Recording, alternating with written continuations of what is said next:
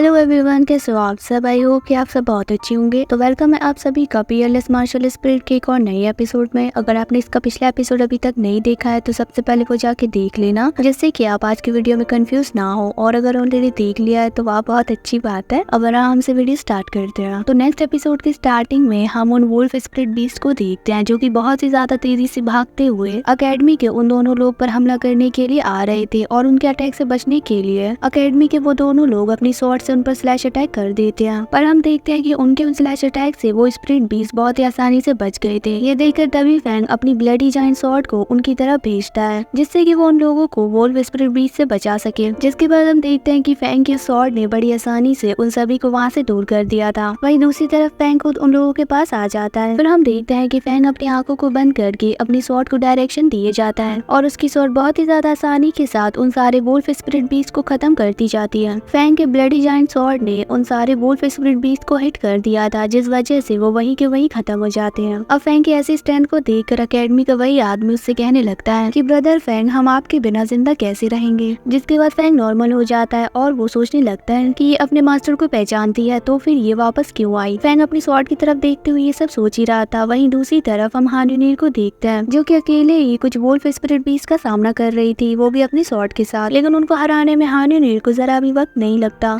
जिसके बाद हम देखते हैं कि अब हान यूनिर के सामने वही हाफ स्टेप डीमन किंग होता है। हान यूनिर को अपने सामने देखकर तुरंत वो हाफ स्टेप डीमन किंग अपनी पावर्स को एक्टिवेट करके उस पर हमला करने के लिए आता है। पर तभी लास्ट मोमेंट पर फैंग बीच में आ जाता है। इसके बाद वहाँ पर बहुत सारी एनर्जी रिलीज होती है और वो तीनों के तीनों पीछे हो जाते हैं। जिसके बाद तभी हान यूनिर और फैंग एक दूसरे को इशारा करते हैं और अगले ही पल वो दोनों ही अपनी स्वॉर्ड के साथ डायरेक्टली उस हाफ स्टेप डीमन किंग पर अटैक कर देते हैं। अब उनके ऐसा करने की वजह से वो डीमन किंग थोड़ा पीछे खिसक जाता है। फिर तभी ऐसा मौका देखते ही अकेडमी के वो दोनों लोग तुरंत उस डीमन किंग पर हमला करने के लिए भागने लगते हैं। लेकिन तभी फैंग अपनी ब्लडी जायंट स्वॉर्ड का यूज करके उनको रोक देता है। ये देखकर उनमें से एक फैंग से कहने लगता है कि अभी हमारे पास एडवांटेज है, चलो इसको अभी खत्म कर देते हैं। जिस पर फैंग उनसे कहता है कि हमें सबसे पहले कंडीशन को अच्छे से समझना चाहिए, अगर जल्दबाजी करेंगे तो नुकसान हमारा ही होगा। अब फैंग की इस बात को सुनकर जियान भाई का साथी आगे आते हुए कहने लगता है कि एल्डर फैंग को डर है कि कहीं हम उनका क्रेडिट ना ले लें। जिस पर फैंग कहता है कि तो फिर ठीक है, जाओ और खुद ही डील करो। जिसके बाद हम देखते हैं कि वो दोनों अपनी स्वॉर्ड के साथ उनसे फाइट करने के लिए चले जाते हैं। वहीं दूसरी तरफ अकेडमी के वो दोनों लोग कहने लगते हैं कि हम तो ब्रदर फैंग की बात को ही सुनेंगे। अब जैसे वो दोनों उस हाफ स्टेप डीमन किंग पर अटैक करने वाले थे कि तभी अचानक से वो वहाँ से गायब हो जाता है। ये देखकर तभी फैंग कहने लगता है कि ये तो एक एस्केप टेक्निक है। वही हान यूनिर भी कहती है कि मैं इसकी ब्रीथ को भी फील नहीं कर पा रही हूँ। फिर फैंग चिल्लाते हुए सबको बताने लगता है कि ऐसे वुल्फ स्पिरिट बीस्ट घात लगाकर हमला करने में माहिर होते हैं, तो सभी लोग चौकन्ने रहना। अब फैंग की इस बात को सुनकर हम देखते हैं कि सभी लोग अलर्ट हो जाते हैं। जिसके बाद फिर अचानक से वो डीमन किंग सामने आता है और वो आते ही जियान भाई और उसके साथी पर हमला कर देता है। जिसके बाद वो डीमन किंग अकेडमी के उन दोनों लोगों पर भी हमला करता है। फिर वो ऐसे ही डिसअपीयर होकर अंकल और हान यूनिर के पास भी जाता है, पर वो दोनों कंटिन्यूअसली मूव कर रहे थे, इसीलिए उसको उन पर हमला करने का मौका नहीं मिलता।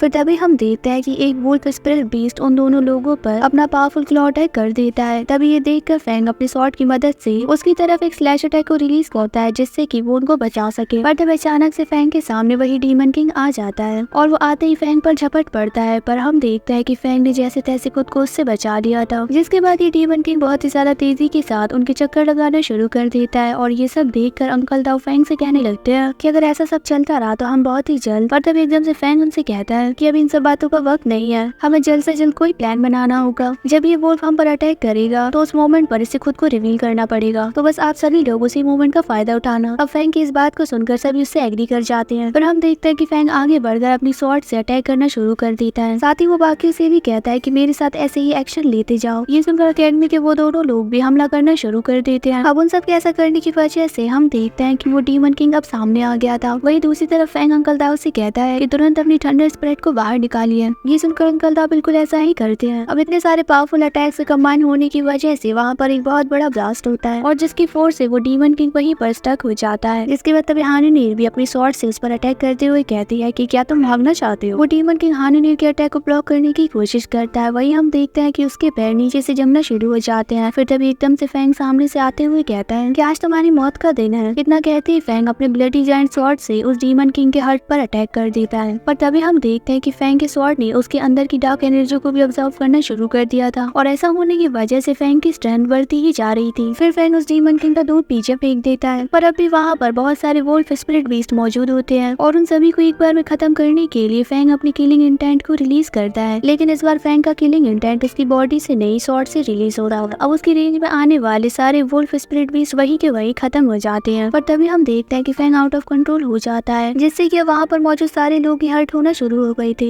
जिसके बाद अकेडमी के वही दोनों लोग चिल्लाते हुए फैंग से कहने लगते हैं कि ब्रदर फैंग, आप ये सब क्या कर रहे हैं, हम आपके दुश्मन नहीं है। ये सुनकर तभी फैंग एकदम से शॉक हो जाता है। अब उसके रुकते ही तुरंत हानिनेर दौड़ते हुए उसके पास आती है और कहती है कि फैंग तुमको क्या हुआ, जिस पर तभी फैंग अपना सर पकड़कर कहने लगता है कि नहीं नहीं, मैं बिल्कुल ठीक हूँ। और इतना कहते ही फैंग हानिनेर को धक्का मारकर पीछे कर देता है, जिसके बाद वो तुरंत अपनी स्वॉर्ड को लेकर एक बार फिर से उस डीमन किंग पर अपना पावरफुल स्लैश अटैक करता है। पर इस बार की स्लैश अटैक की स्ट्रेंथ पिछले वालों से कई गुना ज्यादा थी और ये देखकर वो डीमन किंग समझ जाता है कि उसका बचना अब नामुमकिन है। पर अब इससे पहले कि फैंग का अटैक उसको हिट करता, वो डीमन किंग अपने आप को एक क्लोन में ट्रांसफॉर्म कर लेता है और फैंग का वो अटैक हिट होते ही वो डीमन किंग वहीं पर खत्म हो गया था। पर अब जैसे ही फैंग उसके करीब आता है तो वो बॉडी डिस्ट्रॉय हो जाती है और ये देखकर फैंग समझ जाता है कि ये एक क्लोन बॉडी थी। जिसके बाद तभी फैंग मुड़कर हानिनेर की तरफ देखता है और हम देखते हैं कि वो डीमन किंग हानिनेर पर हमला करने ही वाला था। वो डायरेक्टली अपनी क्लॉ से उस पर अटैक करता है और इसके बारे में हानिनेर को कुछ भी पता नहीं था। लेकिन तभी लास्ट मोमेंट पर फैंग अपनी शूरा पावर्स को एक्टिवेट करके तुरंत उसके करीब आ जाता है और वो बहुत ही ज्यादा गुस्से में चिल्लाते हुए कहता है कि कभी भी मेरी हानिनेर को टच करने की हिम्मत मत करना। जब फैंग ऐसा सब कर रहा था तो सच में वो बहुत ही ज्यादा कूल लगता है। फिर फैंग अपनी स्वॉर्ड को उस डीमन किंग के हाथ में घुसा देता है, जिससे कि वो कहीं पर भी भाग नहीं पाता। जिसके बाद फैंग उसके सामने आकर उसको एक जोरदार किक भी करता है। अब उस डीमन किंग का खेल खत्म करने के लिए फैंग अपने ब्लडी जायंट स्वॉर्ड का एक क्लोन क्रिएट कर देता है और इन्हीं डबल स्वॉर्ड स्लैश अटैक से वो डीमन किंग वहीं पर मारा जाता है। अब ऐसा सब होने के बाद अंकल और हानिनेर फैंग के करीब आते हैं और फिर वो फैंग से पूछने लगते हैं कि क्या ये सच में खत्म हो गया। जिस पर फैंग कहता है कि ये हाफ स्टेप डीमन किंग मेरा एक सिंगल अटैक भी झेल नहीं पाया। ये सुनकर हानिनेर खुश हो जाती है और वो फैंग की तरफ भागते हुए कहने लगती है कि तुमने अभी अभी जिस तरीके से देखा वो देखकर तो मैं घबराई गई थी, मतलब कि तुम्हारा लुक पहले से ज्यादा टेरिफाइंग लग रहा है। तो मुझे बताओ क्या ये कोई न्यू टेक्निक है। दूसरी तरफ हम अंकल दाओ को देखते हैं जिन्होंने की फैंग की शूरा पावर को फील कर लिया था। इधर हानिनेर धीरे धीरे फैंग के करीब होते ही जा रही थी। फिर वो फैंग के पीछे आकर कहने लगती है कि फैंग तुम कुछ भी क्यों नहीं बोल रहे हो। थोड़ी देर तक चुप रहने के बाद फैंग एकदम से चिल्लाते हुए कहने लगता है कि यू जल्दी यहाँ से निकल जाओ। जिसके बाद फैंग की स्वॉर्ड उसके हाथ से छूट जाती है और वो अपने आप जमीन से टकराकर वहाँ पर एक बहुत ही ज्यादा पावरफुल एनर्जी रिलीज करना शुरू करती है। अब इतनी पावरफुल फोर्स की वजह से फैंग और हानिनेर उसकी तरफ खींचना शुरू हो जाते हैं। हानिनेर भी फैंग के साथ उसके अंदर जा ही रही थी कि तभी अचानक से अंकल दाओ आकर उसको खींच लेते हैं। फिर तभी फैंग को उसके अंदर जाते हुए देखकर हानिनेर भी उसको रोकने के लिए बढ़ती है, पर अब इससे पहले कि हानिनेर उसको पकड़ पाती फैंग उस स्वॉर्ड के अंदर चला जाता है। इधर हानिनेर बस उसको देखते ही रह गई थी। जिसके बाद तभी स्वॉर्ड से हानिनेर को फैंग की आवाज आती है जहाँ पर कि वो उसका नाम ले रहा था। और फिर इसी सीन के साथ हमारा ये आज का एपिसोड यहीं पर एंड हो जाता है। होप करती हूँ कि आपको आज का एपिसोड अच्छा लगा होगा। अगर हाँ तो जाते जाते वीडियो को लाइक और अगर चैनल पर नए हैं तो सब्सक्राइब भी जरूर से करते जाना। बहुत ही जल्द मिलेंगे एक और नई वीडियो में। Bye bye.